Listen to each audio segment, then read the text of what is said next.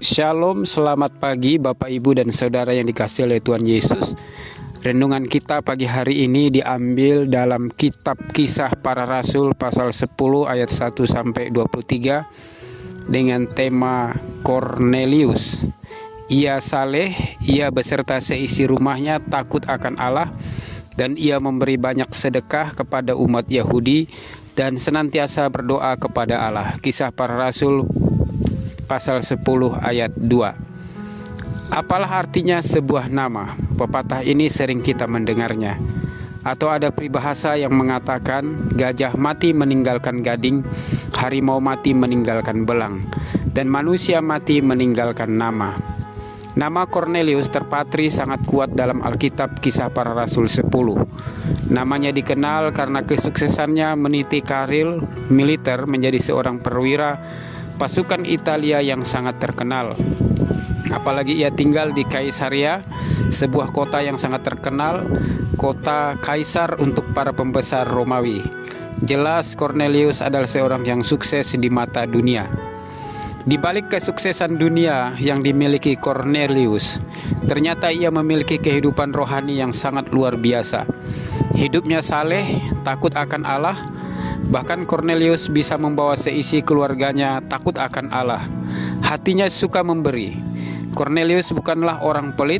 Ia suka memberi sedekah terutama kepada umat pilihan Tuhan, yaitu umat Yahudi. Kehidupan doanya tak tertandingi. Ia senantiasa berdoa, berarti selalu berdoa kepada Allah. Kornelius menyempatkan waktunya walaupun sibuk untuk berdoa mencari Tuhan. Kisah Para Rasul 10 ayat 2. Oleh karena kehidupan rohaninya yang luar biasa, Kornelius dibawa lebih dalam mengalami hadirat Allah. Malaikat Tuhan menampakkan diri kepadanya dan memberikan konfirmasi bahwa semua doa Kornelius dan sedekahnya telah naik ke hadirat Allah dan Allah mengingat engkau. Melihat malaikat itu, Kornelius takut dan gentar karena kekudusan hadirat Allah yang nyata dari makhluk surgawi, yaitu malaikat. Kisah Para Rasul 10 ayat 4. Pesan malaikat agar Kornelius mengutus orang menjemput Petrus ke Yope. Petrus menumpang pada seorang penyamak kulit. Sebelum bertemu Kornelius, hati Petrus harus dipersiapkan. Ketika berdoa, Petrus melihat penglihatan sebuah benda berbentuk kain lebar dengan keempat sudutnya, dan di dalamnya terdapat berbagai jenis binatang turun dari langit, meminta Petrus untuk menyembelih dan memakannya. Penglihatan ini menegur keras Petrus agar bergerak keluar dari bangsa Yahudi, karena bangsa-bangsa lain akan menerima Injil Kerajaan seperti yang diperintahkan Tuhan Yesus.